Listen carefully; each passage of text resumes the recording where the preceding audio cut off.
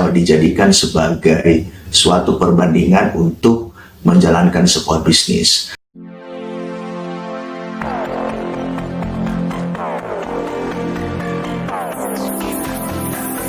Hai teman-teman, kita kembali berjumpa di Yahon Channel pada program Ruang Yahon dan dengan pembicaraan mengenai motif bisnis. Pada kesempatan yang berbahagia ini, saya juga berharap agar teman-teman tetap memiliki rasa optimis terhadap sesuatu hal yang ada kaitannya dengan bisnis. Karena bila seseorang sudah tidak memiliki rasa optimis, maka ini cilaka 12. Jadi harus optimis walaupun begitu banyak keadaan yang mengganggu pemikiran dan konsentrasi dalam menjalankan bisnis. Ya, optimis, karena seseorang pelaku bisnis, bukan hanya teman-teman, saya pribadi juga, kalau sudah hilang rasa optimis ini, maka susah kita untuk move on. Ada berpikir, merenung nasib, wah, kapan selesainya itu. Oke, pada kesempatan ini teman-teman, saya tertarik untuk nge-share sesuatu hal yang menurut saya penting untuk dipelajari, karena situasi saat ini masa yang fenomenal, banyak perubahan, dan tentu pada arus perubahan itu mau tidak mau bersama-sama harus mengikutinya.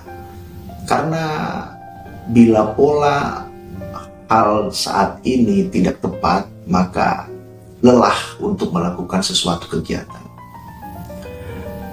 Saya agak sedih karena rekan saya telah berpulang ke rumah Bapa di sorga, yaitu yang saya hormati UT Mufti Hutagalung. Itu sebagai sahabat, mentor, dan beliau seorang pembisnis yang handal. Kami juga pernah satu dalam organisasi, tetapi ya memang itulah kenyataannya. Dan tentu doa saya, doa kita bersama agar beliau diterima di sisi Bapa yang ada di dalam kerajaan sorga. Kita berdoa agar semua keluarga juga diberikan penghiburan oleh Tuhan tentunya. Baiklah, itu yang sedikit menjadi selingan. Adapun hal yang ingin saya sampaikan pada kesempatan yang baik ini, di video kali ini pada Yahon Channel, program Ruang Yahon, dengan pembahasan motif bisnis, yaitu mengenai tips sukses berbisnis online. Kenapa demikian? Karena memang saat ini adalah saatnya untuk bisa menjadikan sistem bisnis online ini sebagai alternatif bagi pelaku bisnis, karena keadaan situasi pandemik yang memang belum berakhir hingga kini. Nah, tentunya pada fase ini mari ditangkap hal yang ingin saya sampaikan bisa dijadikan sebagai suatu perbandingan untuk menjalankan sebuah bisnis. Adapun hal yang penting tentang hal dan tujuan pada pemberitaan ini, yang pertama, tetapkan sebuah pengertian mengenai mindset akan bisnis online.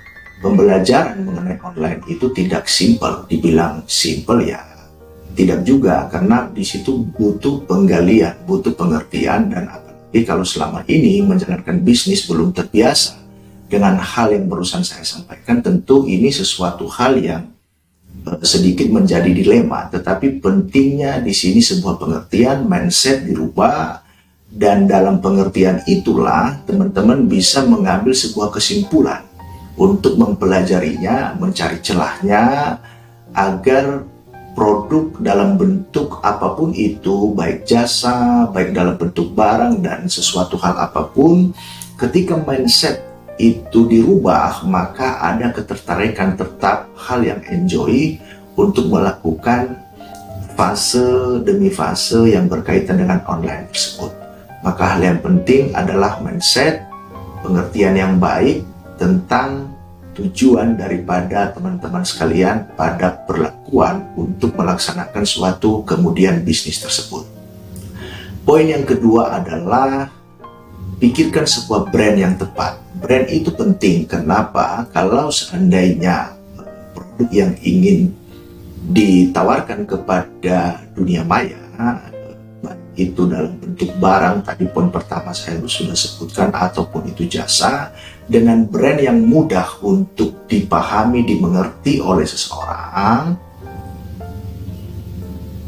maka teman-teman akan mudah untuk menjual apa yang dimaksud. Jadi contohnya begini, toko beco, kan keren juga itu, toko lur.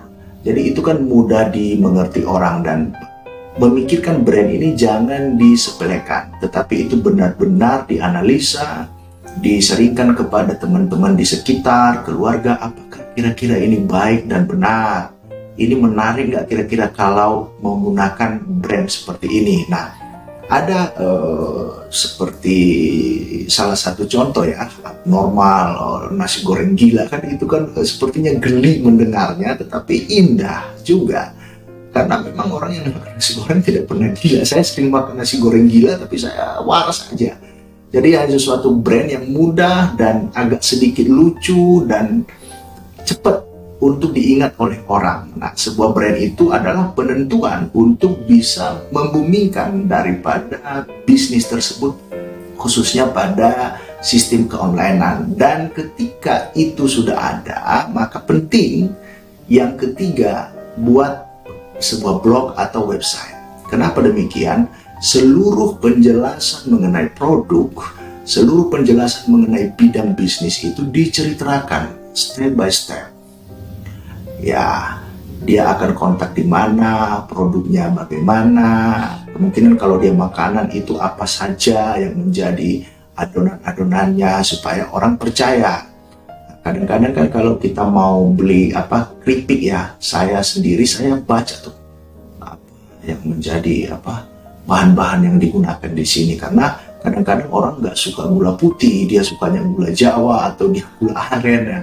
Kemungkinan dengan ada penjelasan yang baik, dia bisa memilih daripada produk daripada teman-teman yang nge-sharekan itu secara plural pada sebuah keonlinean e-commerce. Jadi penjualan secara online, penjualan secara digital, kira-kira begitu. Nah, pentingnya sebuah website itulah untuk bisa agar produk itu bisa dimengerti secara luas. Yang keempat yang tidak kalah penting adalah traffic. Untuk traffic ini harus benar-benar diupayakan. Kenapa demikian? Kalau hanya website tanpa traffic yang baik, berarti orang tidak pernah mengunjungi toko online itu. Jadi traffic itu harus dipikirkan benar-benar. Mungkin bisa memulai iklan dari iklan baris gratis, ada di medsos, Facebook, Instagram. Nah, ketika ada sedikit modal, ada biaya untuk ke sana, kan itu bisa prabayar. Macam Facebook itu bisa prabayar dan harus diketahui tujuannya. Jadi jangan hanya sekedar prabayar, di situ harus ada tujuan daripada produk tersebut. Kalau nggak, nanti keuangannya sia-sia. Dibayar mahal, ternyata dia pergi ke anak kecil. Jadi harus ada pembatasan umur, ada orang-orang yang spesifiknya tentang apa, contohnya produknya tentang pembesian ya. Coba cari orang yang punya profil kontraktor, punya profil toko besi, jadi supaya tepat. Jadi sehingga ketika pencarian di Google itu tepat, jadi keuangan pun yang dikeluarkan tepat. Jadi kalau seandainya ada modal untuk itu, tapi kalau nggak ada, sepertinya bisa digunakan pengiklanan daripada website tersebut terhadap media sosial yang skala gratis dulu. Nanti kalau sudah berkembang, sudah ada keuntungan sedikit, mungkin bisa ditingkatkan di sana. Karena saya mau katakan Google AdWords itu cukup efektif, karena perusahaan saya juga menggunakan itu ketika menjual jasa. Jadi itu kan lebih go, dan pembatasan kotanya, pembatasan daerahnya bisa dipilih di situ, dipelajari. Itu bisa Fungsi-fungsi fiturnya itu bisa dipelajari dari website, dan kalau memang tidak mau repot itu ada jasa blogger bisa digunakan. Nah, untuk itu pada video yang singkat ini maka saya akan mengakhirinya. Tentu tujuan saya di sini agar penjelasan ini tidak sia-sia, menjadi sebuah bagian pegangan terhadap teman-teman agar ingin selalu move on terhadap situasi dan bergerak untuk pencapaian suatu kesuksesan. Kesuksesan itu memang tidak mudah untuk mencapainya, butuh kerja keras, butuh imajinasi, butuh mindset yang tepat terhadapnya. Tapi jangan khawatir, ketika kita bergerak, kita mencari cara, perjalanan demi perjalanan, pengalaman demi pengalaman, itu bisa review, bisa menyempurnakan sebuah perjalanan. Maka dengan itu saya mau katakan, mari juga jangan lupa untuk selalu berpartisipasi akan Yahom Channel, karena di sini kita konsisten untuk menceritakan hal-hal yang berkaitan dengan pengalaman, berdiskusi mengenai hal yang berkaitan dengan bisnis. Di subscribe, like, di share kepada teman-teman, dan juga jangan lupa tekan lonceng notifikasi, totally free, jadi tidak ada penagihan. Tujuannya apa? Kita bangun komunitas agar selalu kita mendiskusikan, berbagi informasi mengenai bisnis tersebut. Oke teman-teman, saya mau akhiri, dan harapan saya agar tetap kita memiliki hati yang optimis. Bukan hanya sekali optimis, selalu optimis. Thank you.